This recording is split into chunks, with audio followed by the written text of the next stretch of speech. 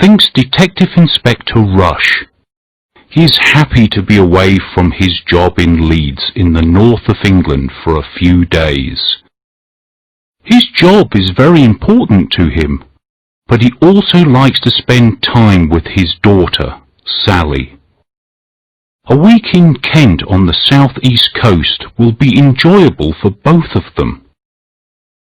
"Drive a little slower, Dad," says Sally. "You aren't driving a police car now.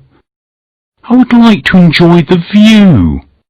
It's so beautiful." They are driving along the coast road between Folkestone and Hastings, and there is a beautiful view of the sea. "Okay," says her father. "We have a few hours yet. We must arrive in time for the evening meal, though." They are quiet for a few minutes, and then he speaks again. "I'm so pleased that you have come on holiday with me," he says. "There are not many 24-year-old daughters who want to go on holiday with their fathers." "No," she laughs. "You really are very lucky to have me with you." He laughs as well.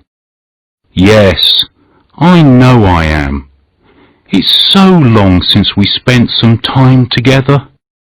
I think that the last time was 2 years ago. Then we went on the Aikido course in Birmingham. I'm sorry that I always seem to be so busy." "Don't worry about it, Dad," she replies. "It makes the time that we do spend together really special." "Thanks," he answers. "I'm really looking forward to this week, especially the open-air classical concert at Leeds Castle. That should be really good." "Yes," she agrees. "The 1812 overture with real cannons and fireworks should be amazing." After a moment, she asks, "Do you know why it's called Leeds Castle? It can't be anything to do with the city of Leeds where we live, can it?" "No," replies her father. "It isn't. I read somewhere that the Saxons called the area Lades. Over the years, it became Leeds." "You're so clever, Dad," says Sally proudly. "Sometimes I think that you know everything." Detective Inspector Rush smiles, but says nothing. Sally looks at her father. He is 47 years old, but he looks younger. His brown hair has some grey at the sides. He is not handsome, she thinks, but he is good-looking. He is also still a fit man. They used to do Aikido together, but now her father practices yoga. 20 minutes later, they drive past St. Mary's Bay, and after a few hundred metres, see a sign at the side of the road. "Littlestone Farm, bed and breakfast," reads Sally.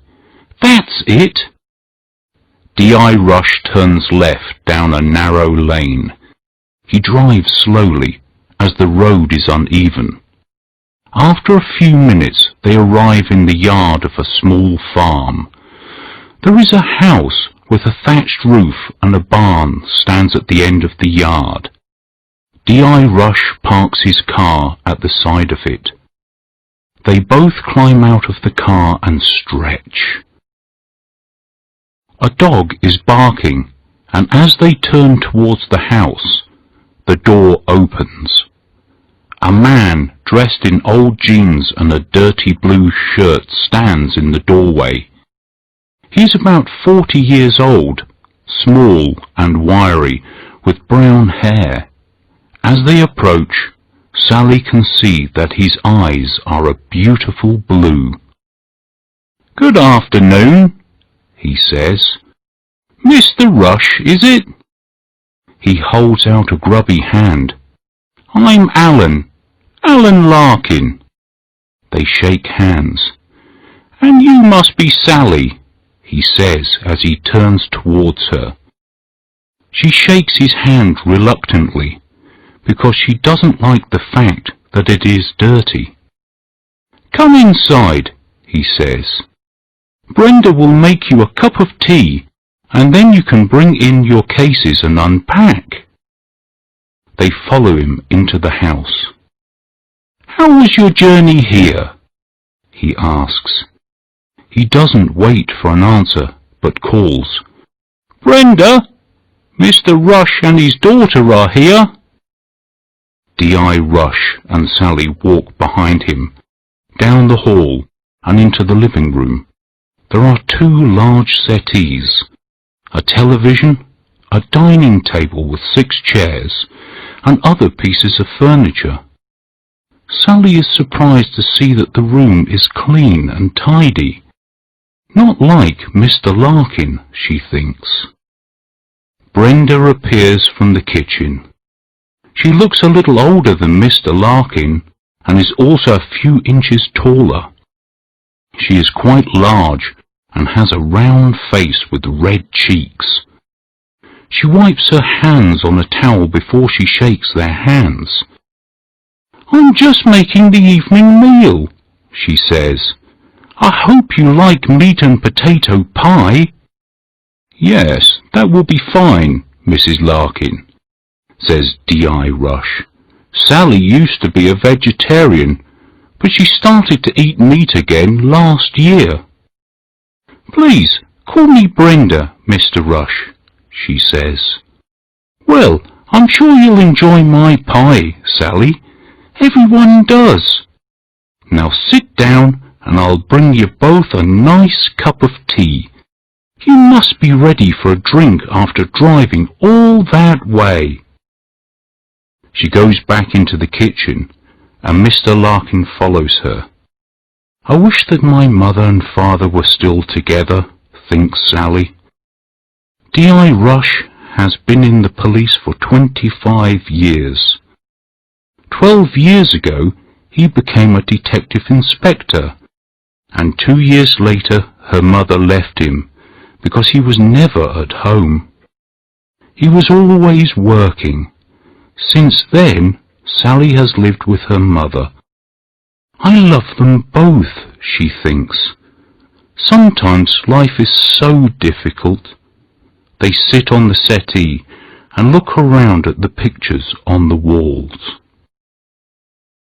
"What do you think so far?" asks the inspector. "Well, it's not the Ritz, but it seems okay," replies Sally. "Mr Larkin looks a bit grubby, though. I'm glad he's not cooking our evening meal." They both laugh. Just then, Mr Larkin comes through the kitchen door. Behind him is Mrs Larkin with a tray in her hands. She places the cups and teapot on the table. "Did you have a good journey here?"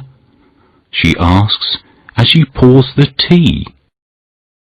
"Yes, thank you," answers D.I. Rush, as unlike Mr Larkin, Mrs Larkin waits for an answer. When they all have a cup of tea, Mr Larkin asks, "What job do you do, Mr Rush?" "Please, call me David," replies D.I. Rush. "I work in a bank." "The same as Sally," he lies. When he is on holiday, he never tells people that he is a policeman. People always want to talk about police work or complain about the police. "Is this actually a farm, or do you just have the bed and breakfast business?"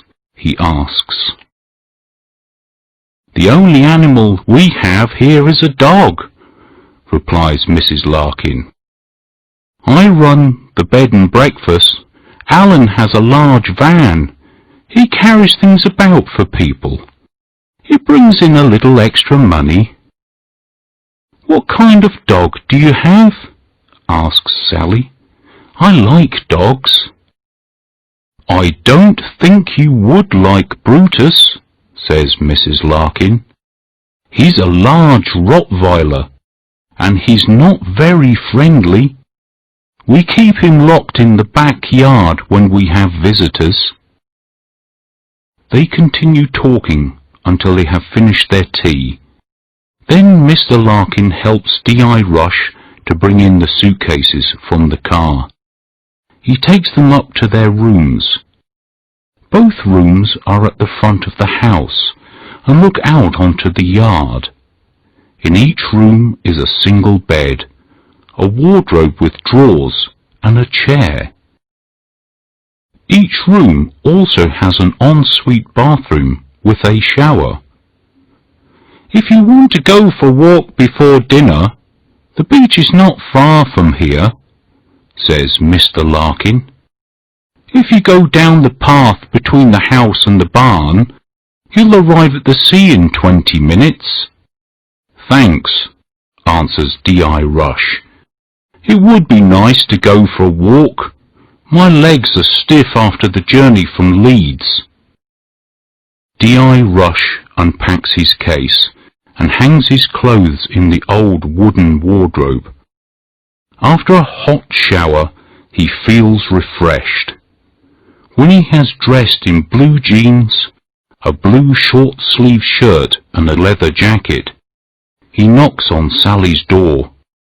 She is still in the shower, however. Just like her mother, he thinks to himself and smiles. She used to take hours to get herself ready to go out. He goes down into the living room to wait for her. He looks up from the newspaper that he is reading when Sally eventually comes down the stairs. She is also wearing blue jeans, but she has on a yellow t-shirt. Her long blonde hair is tied back in a ponytail. "Are you sure that you'll be warm enough?" asks her father. "It may be windy down by the sea." "Of course I'll be warm enough, Dad. You worry too much," she laughs. They leave the house and follow the path between the house and the barn. It goes through fields and a small wood. When they come out of the wood, they can see the sea. "Oh, the English Channel," says Sally. "Can you see France?" "I can see something," replies her father, "but it's probably just a low cloud." They walk on in the evening sunlight to the top of the cliff. Then they stop for a moment to look at the sea and watch the large ships out on the water. "Shall we go down to the beach?" asks Sally, and begins to go down the steep path. DI Rush follows her carefully. "Not too fast," he calls. "My legs are older than yours." They spend some time on the beach, where they walk by the sea and throw pebbles into the water. Then they climb back up the path. "You're very quiet, Dad," says Sally. "Is anything the matter?" "Not really," he replies. "I was just thinking that the path from the farm is very easy to follow.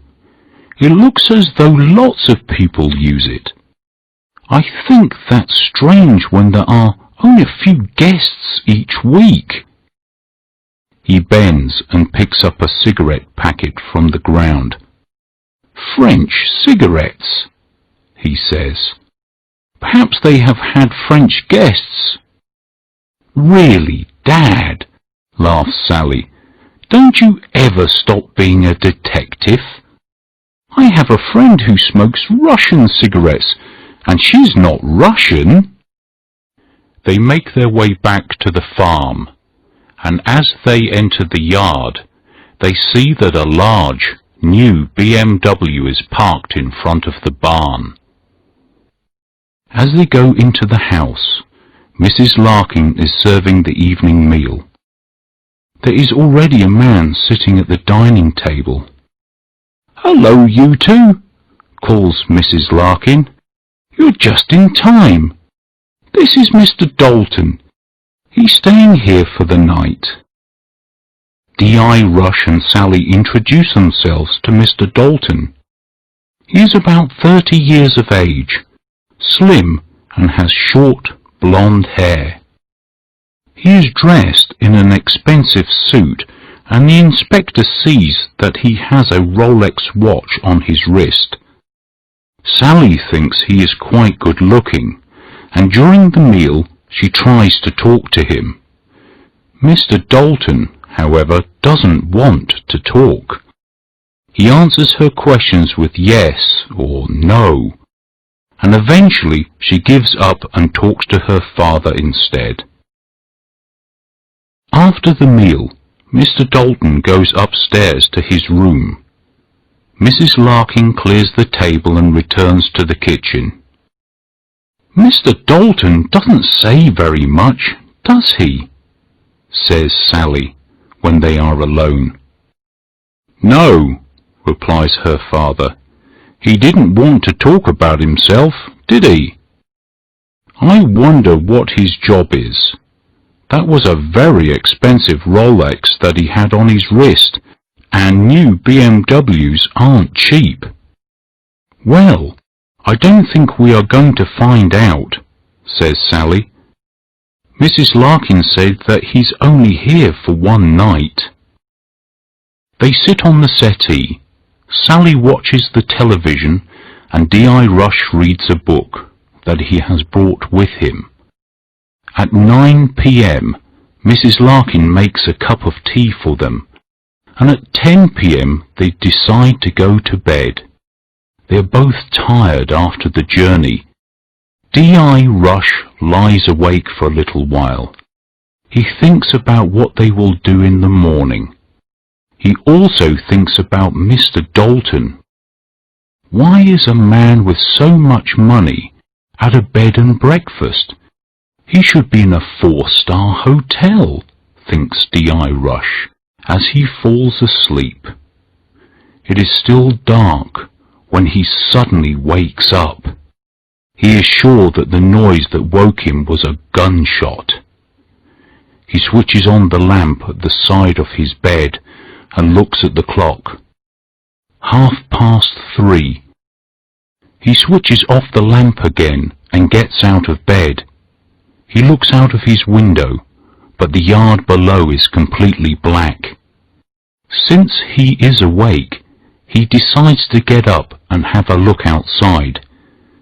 He puts on his trousers, shoes, and a jumper and quietly goes down the stairs.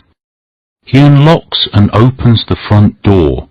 Suddenly, the light in the hall is switched on. "It's a little early to be going out for a walk, isn't it, Mr Rush?" says a voice behind him. DI Rush's heart is beating like a drum. He turns and sees that Mr Larkin has come out of the living room. Behind him stands a large, black Rottweiler. The dog growls deeply when DI Rush looks at it. "Be quiet, Brutus," says Larkin. The dog stops growling, but it doesn't take its eyes off DI Rush. "Something woke me," says the detective. "It sounded like a gunshot." "Yes, I heard it too," says Mr Larkin. "I was in the living room. I must have fallen asleep while I was watching the television." "What do you think it was?" asked the DI. "It's probably poachers," replies Larkin. "They are often around here at night. Don't go out when they're about. You could be injured or even killed." You wouldn't be the first person to be killed by a poacher's bullet. No, he replies. You're probably right. I think I'll go back to bed and see if I can sleep. DI Rush starts to climb the stairs and then turns to look back. Mr Larkin has returned to the lounge, but Brutus is standing there watching him with cold, black eyes.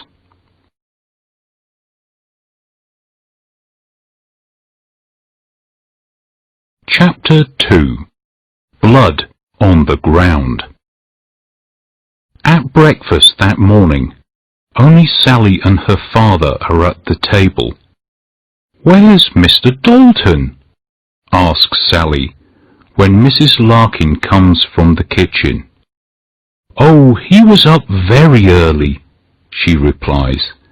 "He had to catch a ferry to France. He needed to be in Paris for a meeting this morning." "Why didn't he fly?" asks the inspector.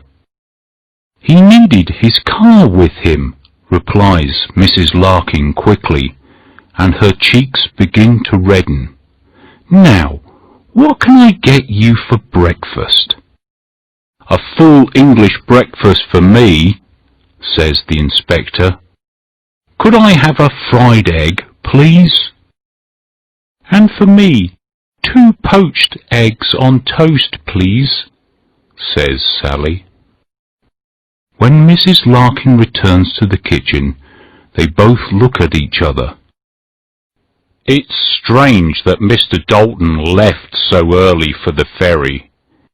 If he needed his car in Paris, he could have gone on the Eurotunnel train with it," says the inspector. "Perhaps he likes to drive," Sally replies. "He left early. I heard his car in the yard when it was still dark. It woke me." "I didn't hear that," says her father.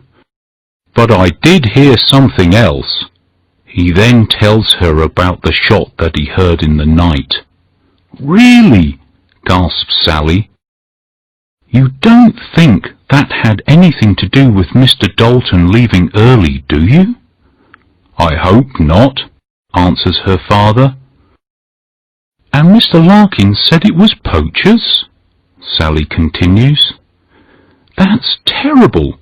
I hate to think that people go around with guns and kill poor animals in the middle of the night. The world would be a better place without guns." They stop talking as Mrs Larkin returns from the kitchen. She places a plate in front of the inspector. "Here's your full English breakfast, David," she says, "and here are your poached eggs on toast, Sally. I hope they're not too hard," she adds, as she puts a plate in front of Sally. "That smells delicious," says the inspector, as he looks at his plate full of food. 2 eggs, bacon, mushrooms, beans and fried bread. "I'll need a long walk after this," he continues. "After a week here, I'll be fat. Your cooking is really excellent, Brenda." She smiles and goes back into the kitchen. A few seconds later she appears again with a pot of tea. She places it on the table and then leaves them alone. DI Rush and Sally eat their breakfast. They discuss how they will spend their day. It is a beautiful morning, with a blue sky and warm sunshine. They decide to visit Canterbury, as they have never been there. They would both like to see the famous cathedral. When Mrs Larkin returns to clear the table, they talk with her about Canterbury. Finally, DI Rush asks where Mr Larkin is. "He had to leave early as well," she replies. "He's gone up to London to see someone about some business." Before he can ask anything else, Mrs Larkin hurries off into the kitchen. Sally and her father go upstairs to their rooms and pack a small rucksack each. Sally goes out into the yard and sees her father near the barn door. As she walks towards him, she slips. She looks down and sees a small pool of red liquid. She bends down to look at it, and her father comes over to her. "What is it, Dad?" she asks. "It looks like blood to me." Her father puts his finger into the liquid and examines it. "I think you're right," he says. "What's a pool of blood doing here in the yard?" "Brutus caught a rabbit this morning and brought it into the yard," says Mrs Larkin. She's standing behind them with a bucket of water.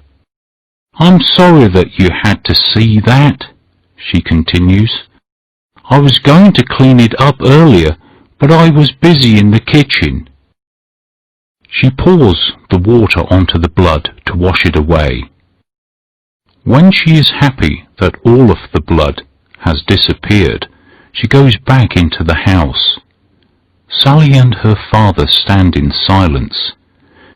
They look at each other, and he shrugs his shoulders. "I thought they locked Brutus in the backyard," Sally says. "That's what Mrs Larkin said yesterday," agrees her father. "Perhaps the poachers are not the only killers around here after dark.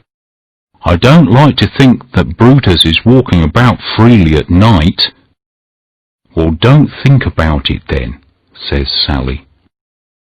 "Let's go and have a nice day in Canterbury." They spend a pleasant day in Canterbury. They visit the castle and the cathedral, and they have lunch at one of the cafes in the town centre. They also look around the shops before they return to their car and drive back to Littlestone Farm. On their return, Mr Larkin is standing at the door of the house. "Did you have a good time in Canterbury?" he asks. "Yes, we did, thanks," replies DI Rush. "How was London?" "Too busy and too noisy," Larkin laughs. "Did you drive there?" asks the DI. "Yes," Larkin answers cautiously. "Why?" "It's just that your van was still in the barn this morning," answers the DI. The smile disappears from Larkin's face, and his cold blue eyes turn towards DI Rush.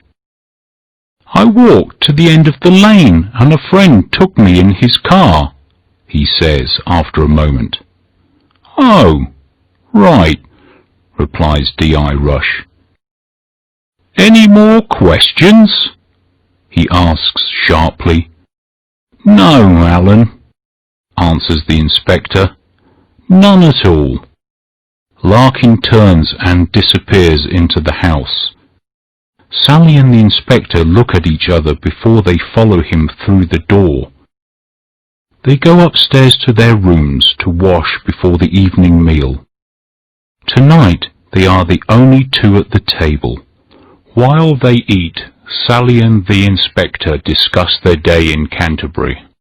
But both of them are thinking about the strange things that have happened since they arrived at Littlestone Farm. Mrs Larkin serves their food, but doesn't say much this evening. Mr Larkin is nowhere to be seen. After the meal, Sally watches TV again, while her father reads his book. When they go upstairs, they both go into Sally's room. "Something's not right here," says DI Rush, after she has closed the door. "I think I'll stay awake tonight and see if anything happens." "Oh, Dad," says Sally, "you're not at work now. Just go to bed." "Sorry, Sally," he replies. "I have a suspicious mind. I just want to see if anything happens during the night here." Well, be careful, Dad, Sally warns. There are obviously people out there at night with guns. Don't worry, I can take care of myself, says her father before he goes to his room. He takes off his shoes and lies on the bed. He sets his alarm clock for 2 a.m. and then closes his eyes. He only seems to have slept for seconds when the alarm wakes him. After he stops the alarm, he lies for a few minutes on the bed. Then he gets up, goes to the open window and looks out. The yard is completely dark and there is no sound at all. He sits by the window, and the hours go by. The only sounds he hears are a dog barking somewhere and also an owl in the wood. When it starts to become light, he undresses and gets into bed, where he soon falls asleep. At breakfast the next morning, he tells Sally about his night. "Perhaps you are too suspicious, Dad," she says. "I think it's the fact that you're a policeman that makes you suspect everyone. Don't you think?" "You could be right," her father agrees. "I think that I should leave my work behind for a week and just enjoy my holiday. The weather is beautiful and the food is great. And of course the company is wonderful," Sally adds, and she laughs. "Indeed it is," agrees her father, and he laughs too. They spend the day in Ramsgate on the coast. It is some distance away, but DI Rush had a holiday there when he was a teenager and wants to go back. He finds that he cannot really remember much. Everything is more modern now. However, they have a pleasant day. They do all the things that DI Rush used to do when he was a teenager on holiday. They walk by the sea, eat fish and chips, and go to the fairground. They go on the rides, and at one of the stalls, DI Rush wins a bar of chocolate by throwing darts. They have both eaten enough, so he puts it in his pocket for later. For Sally, it is a new experience. She has spent all her holidays in Spain or France. She has never had a holiday on the coast in England. When they arrive back at Littlestone Farm, Mr Larkin is in the barn. The doors are open, and they can see him in the back of his van. He has a bucket and a cloth. He looks up as they get out of the car. They are both laughing. "You've obviously had a good day," he says. "It must be nice to have no work to do." "It is very nice indeed," replies DI Rush. "Are you going out with the van this evening, Alan?" "No," Larkin answers sharply. "I just thought that I should clean it out. Then it will be ready when I need it again." He turns away and begins to clean the floor. DI Rush looks at Sally and shrugs his shoulders. They walk across the yard and into the house. Mrs Larkin is obviously in the kitchen, and the smell of the evening meal fills the hall. "It smells like roast lamb," says Sally. "The meals here really are delicious." "I can hardly believe that you used to be a vegetarian," her father laughs. Apparently, they are still the only guests at the house. While they eat their evening meal, they talk together. They also speak to Mrs Larkin when she appears from the kitchen to serve the food. They tell her about their visit to Ramsgate and DI Rush's holiday there years ago. When they have eaten, they decide to sit in the garden to drink their coffee.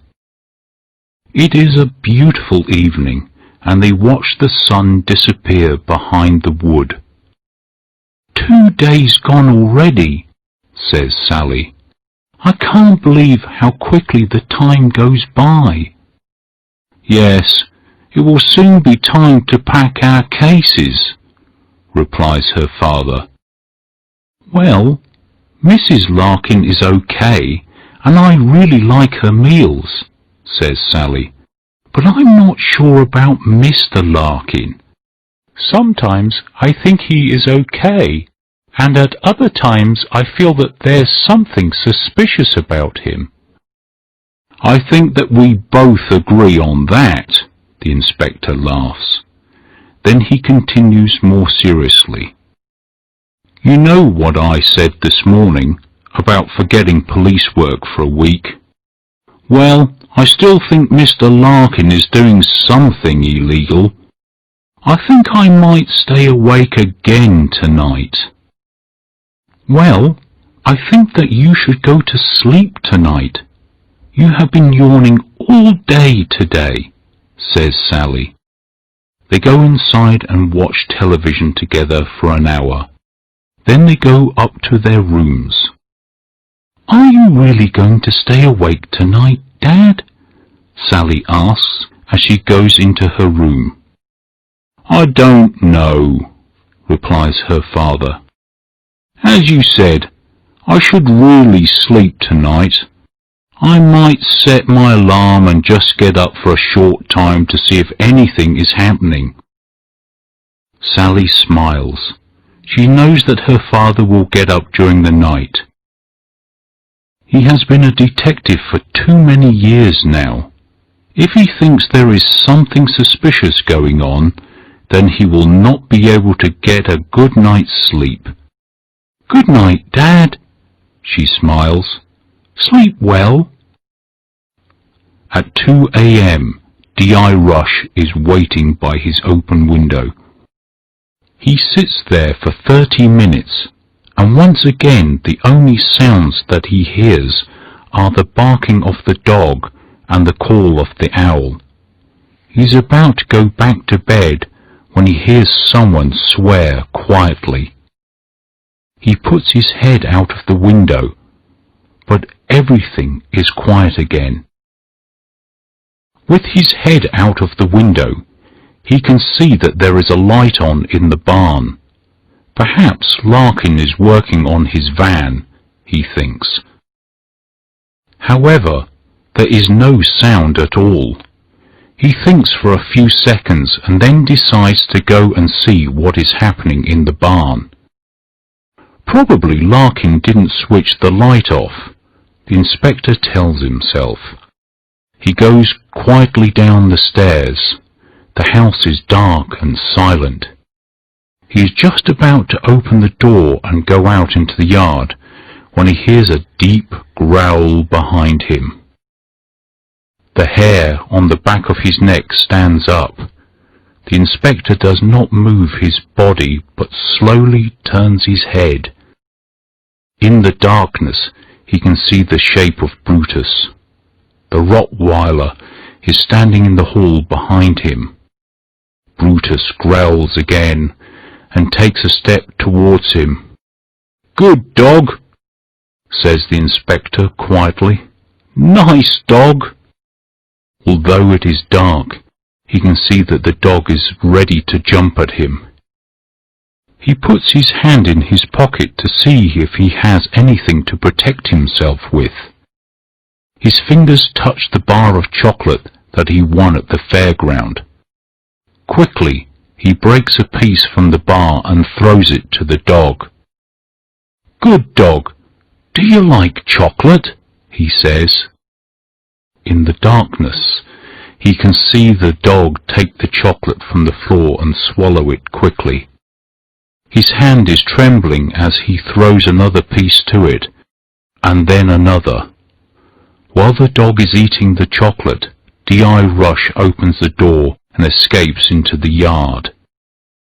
He quickly closes the door behind him and stands still for a moment. He breathes deeply and waits a few minutes until his heart is beating more slowly. Perhaps I should have stayed in bed, he tells himself. How can I go back into the house now? Brutus will be waiting for me. If there is nothing in the barn, I will have to sleep in there until the Larkins get up, and then I will have to explain why I was out in the yard in the middle of the night. Nevertheless, DI Rush wants to find out what goes on in the barn. In the yard there is only his car. The light is still on in the barn. He stands for a moment and listens. He can now hear noises which come from the barn. It sounds like voices, like someone talking, but very quietly. He walks across the yard and goes to the side of the barn, where there is a window. With his hand he cleans the years of dirt from the glass, until it is cleaner and he can see through it. Then he puts his face against the window and looks into the barn. At first he can only see Larkin's van. Then he sees someone moving in the corner of the barn. As they walk into the light, he gasps.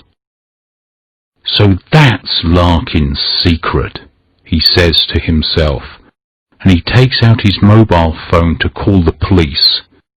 At that moment he hears a deep growl behind him. Before he can do anything, something hits him on the back of the head, and he falls to the ground unconscious.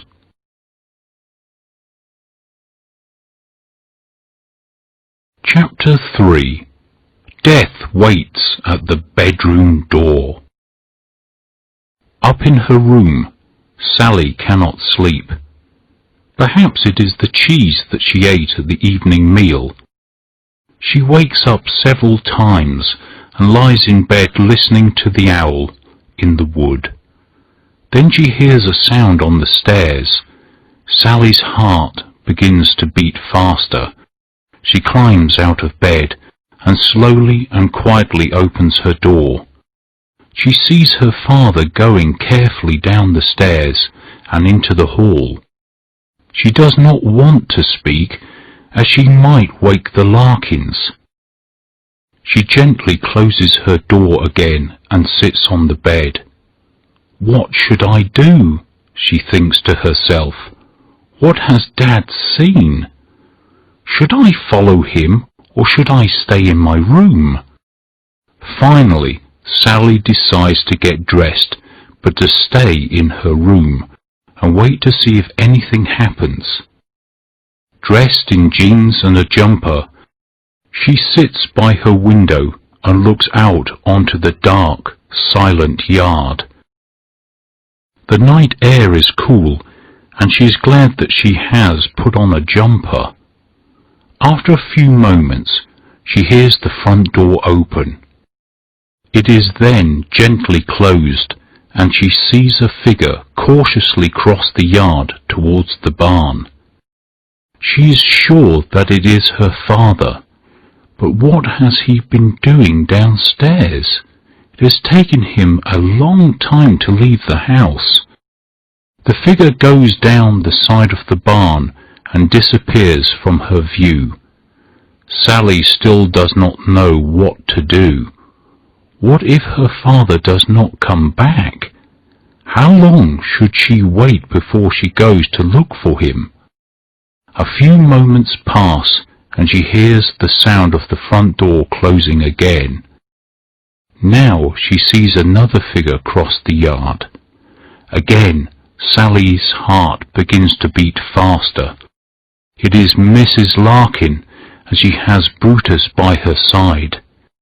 They both cross the yard without making a sound, and go down the side of the barn, where her father went only moments before. Oh no, she thinks, what do I do now? She's feeling frightened, and her heart is now beating like a drum. DI Rush opens his eyes and sees that he is inside the barn. He is sitting on a chair. When he tries to move, he finds that his hands are tied behind him and his feet are tied to the chair. Also, a piece of cloth has been pushed into his mouth. His head hurts, and for a few moments he is not sure what happened. The last thing he remembers is looking through the window into the barn. He looks around him. He sees again the group of men, all of them black, that he saw through the window. They look like Africans. The men are sitting around on the floor of the barn. Most of them look tired and frightened. Each of them has a rucksack. At that moment, Mr Larkin appears from behind the van. He looks across at DI Rush. "Ah, Mr Rush, I see that you're awake," he says. "I knew that you would be a problem from the moment you arrived.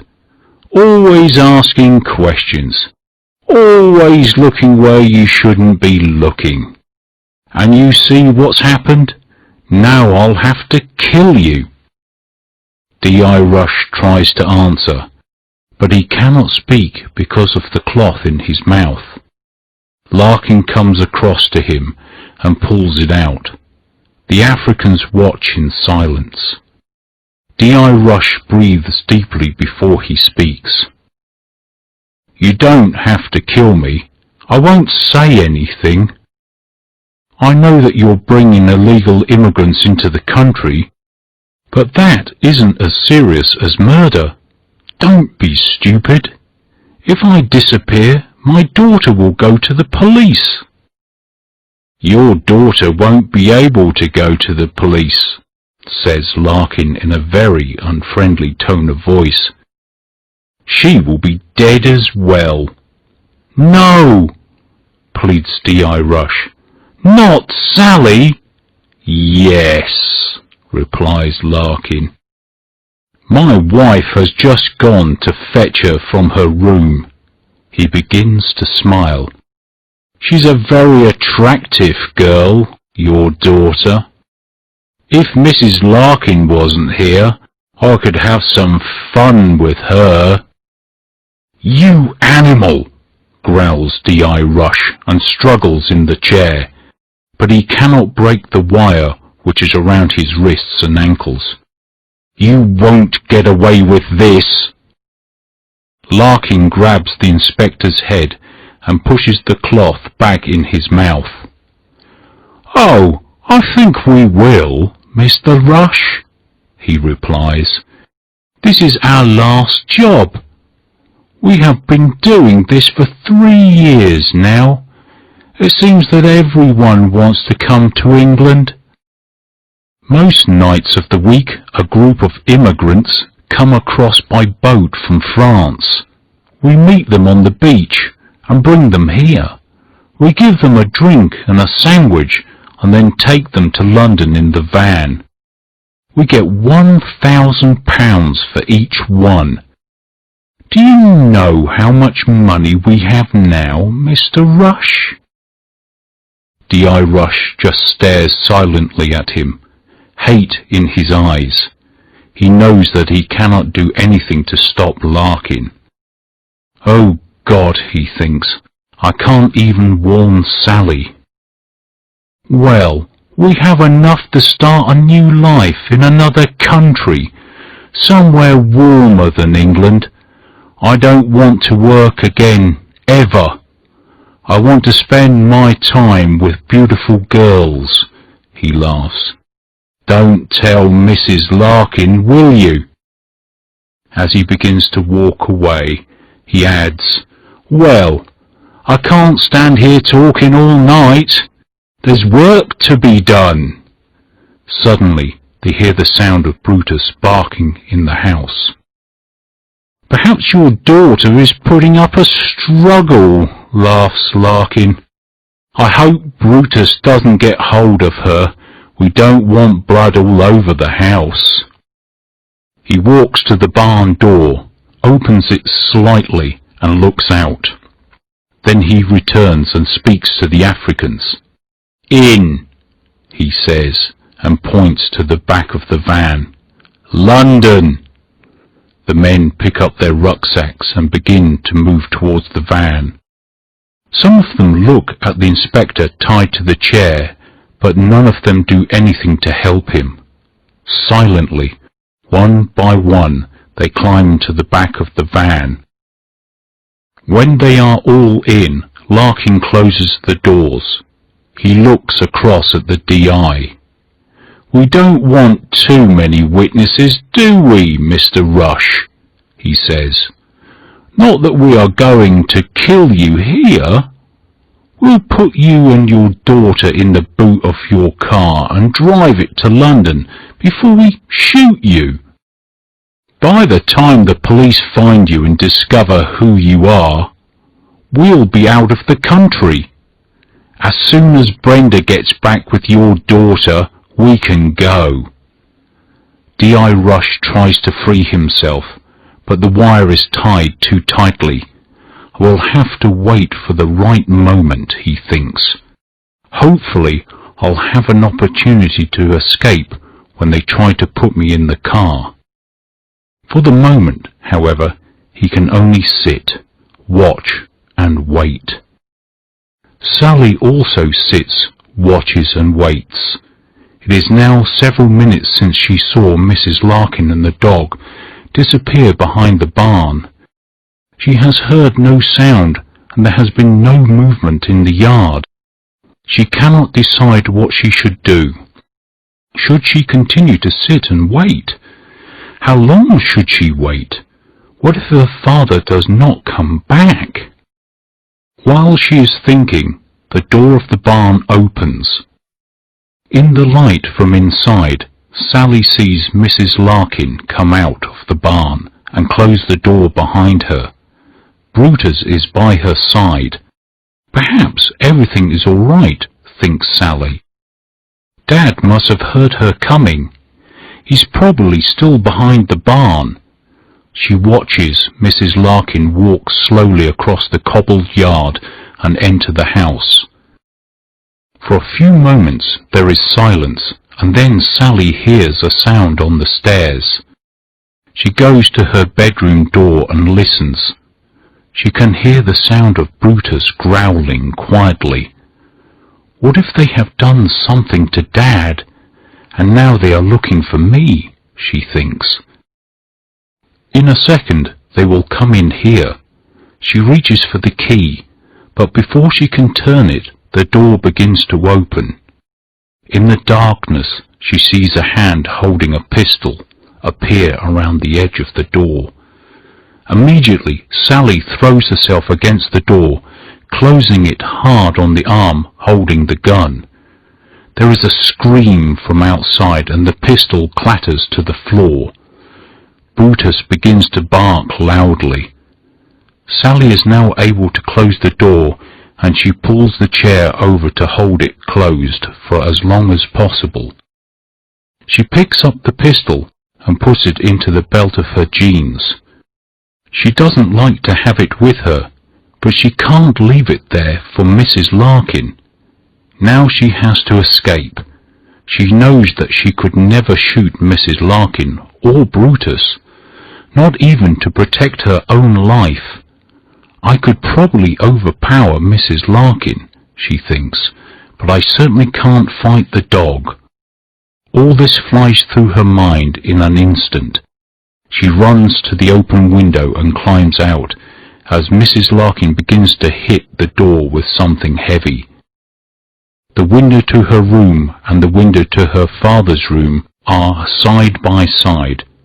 Thank goodness, she gasps, as she sees that his window is open. From her window she is able to climb across to his and into his room.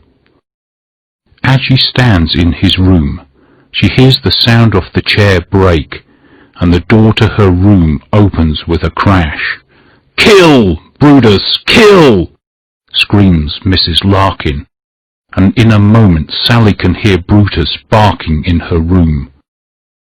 Quickly, she picks up the heavy lamp from the bedside table and slowly opens the bedroom door.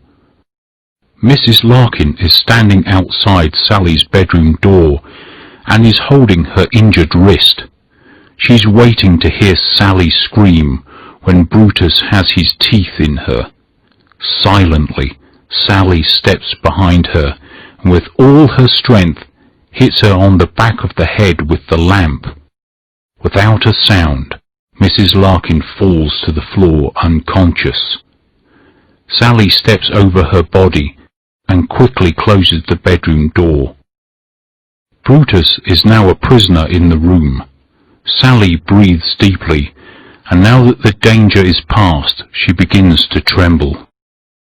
"I don't know what it is that they're doing here," she says to herself. "But if Mrs Larkin came looking for me with a gun, it must be something illegal." Now she thinks about her father. What can have happened to him? She will have to go to the barn and see if she can find him. First, however, she must do something with Mrs Larkin.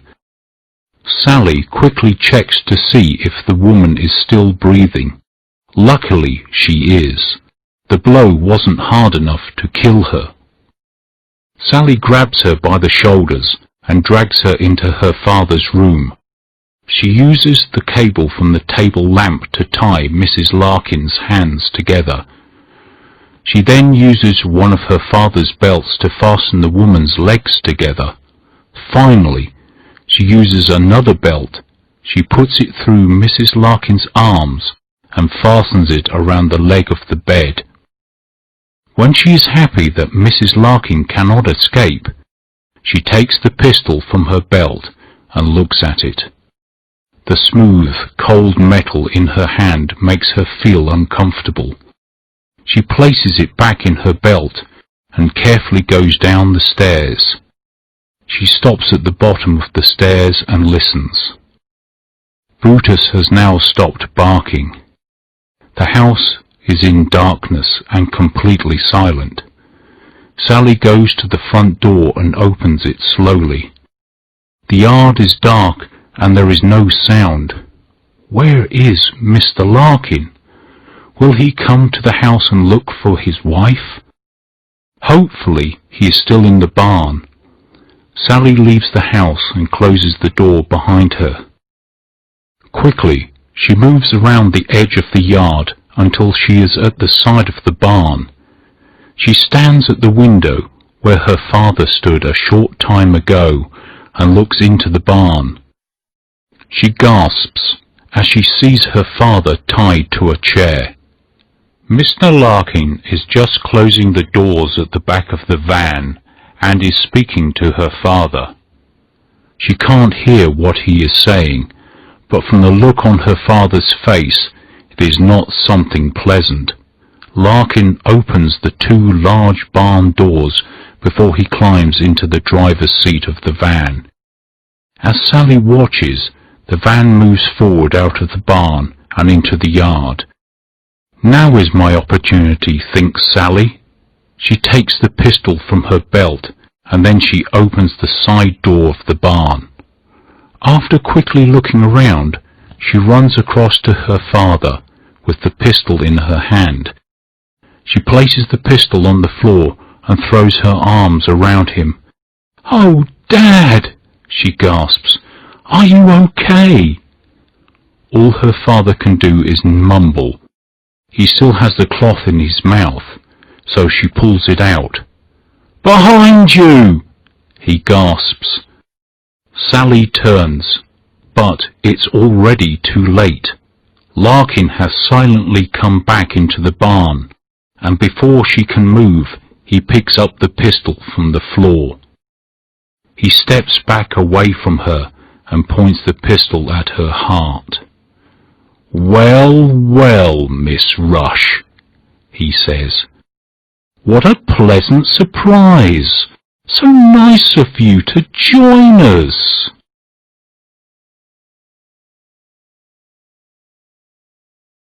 Chapter 4. Larkin Shoots. Sally and her father look at Larkin in silence. "Where's my wife?" asks Larkin. "In my dad's bedroom," Sally replies. "She's unconscious, but apart from that she's okay. Oh, and I've tied her up." "And Brutus?" asks Larkin. "I hope you haven't injured Brutus." "No, of course not," says Sally. "He's locked in my bedroom."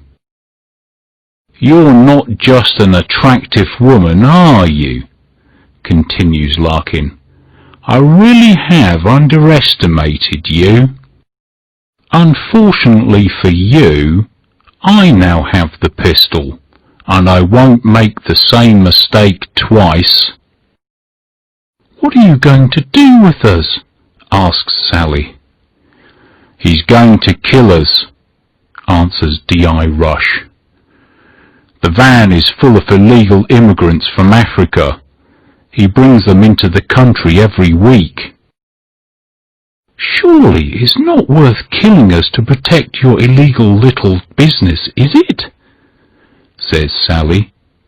"In a few days every policeman in England will be looking for you."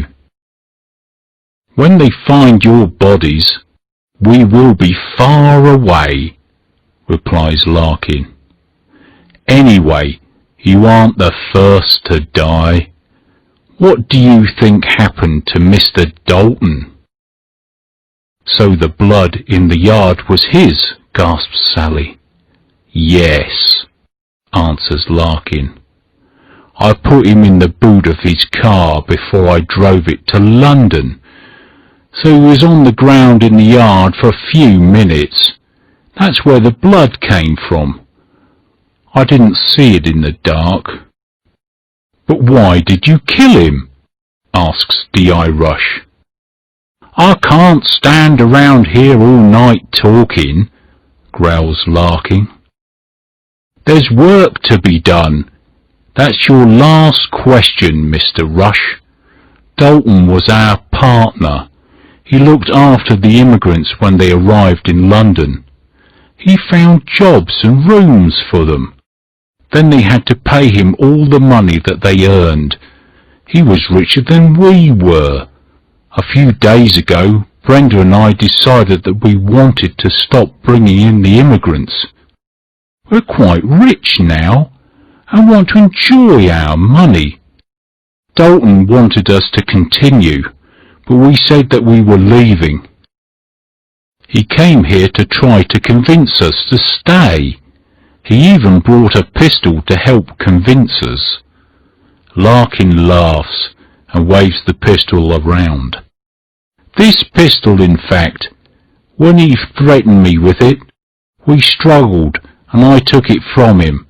Then I shot him. I knew he would always be a danger for us if I left him alive."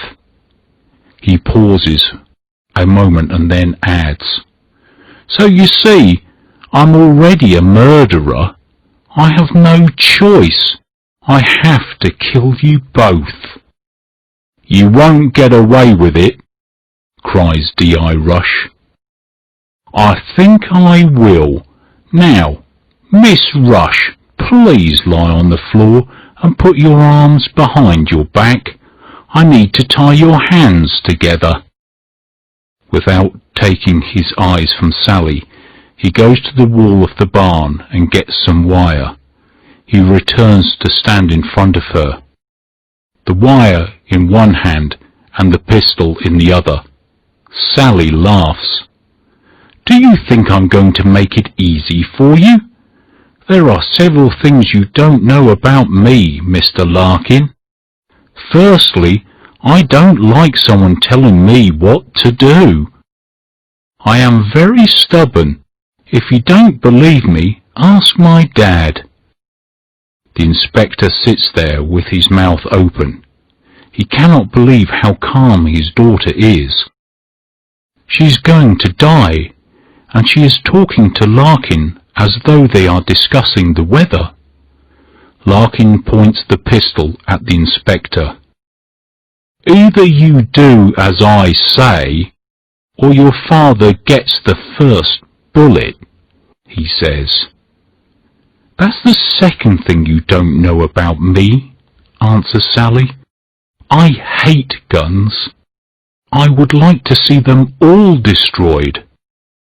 "Just be quiet and lie on the floor," replies Larkin impatiently. "Please, let me finish," continues Sally. "As I said, I hate guns, so although I brought your wife's pistol with me, I took out all the bullets so that no one could use it." As she finishes speaking, she begins to walk towards Larkin. He points the pistol directly at her and pulls the trigger. The only sound is a metallic click. A look of anger appears on his face.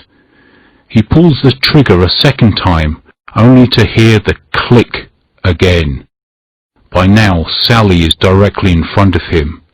As he swings the pistol at her head, Sally moves quickly to the side and slides her hand down his arm.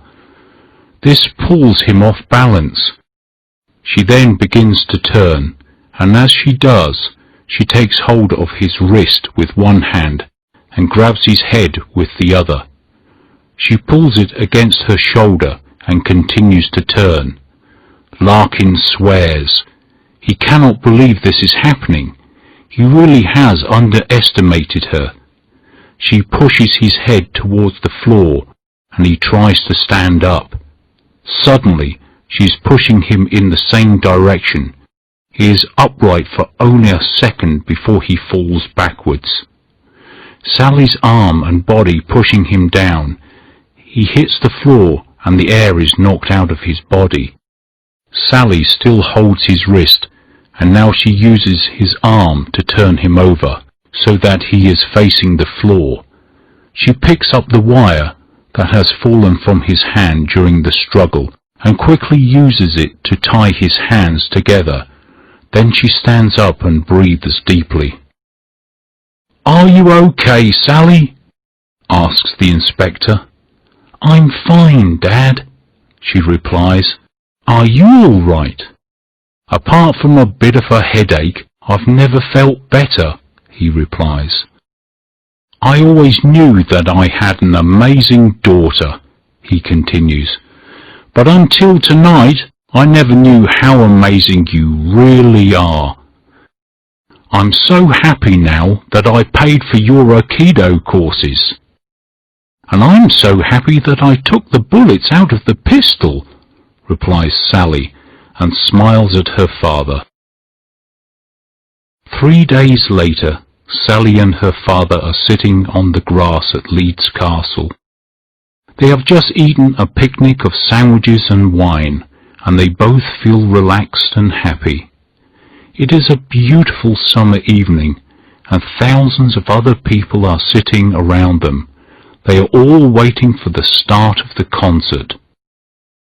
"There was a time when I thought we wouldn't be sitting here together tonight," says DI Rush, as he puts his arm around his daughter and hugs her. "Yes," agrees Sally.